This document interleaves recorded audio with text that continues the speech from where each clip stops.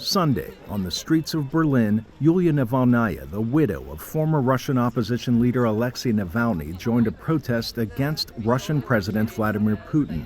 She walked with fellow Russians who'd lined up outside the country's embassy in the German capital to cast their ballots to determine who will lead the country for the next 6 years. Navalny supporters in Russia called for a midday protest on this, the third and final day of voting for those unhappy with Putin's tenure.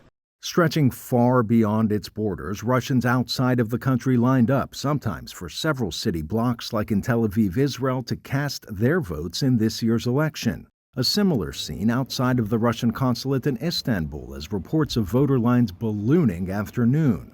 VOA captured the moment when a nearby woman burned her Russian passport.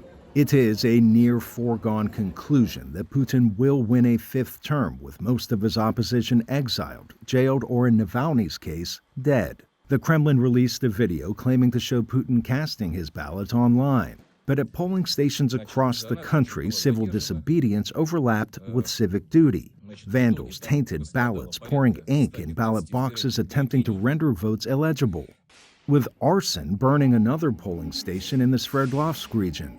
While in St. Petersburg, a woman hurled a Molotov cocktail at a polling station before authorities captured her as she tried to escape.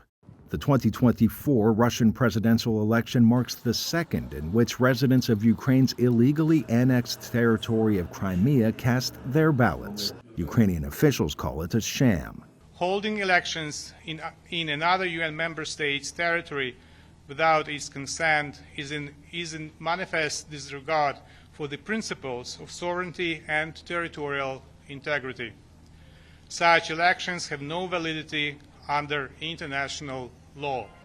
And while a mix of voters at a Moscow polling station say they wanted new faces in leadership, others say they're happy with Putin and want Russia to stay the course. Thousands of kilometers away from the capital, on the frozen tundra of northern Russia, reindeer herders saddle up to perform their civic duty, saying every voice of every person from east to west is important.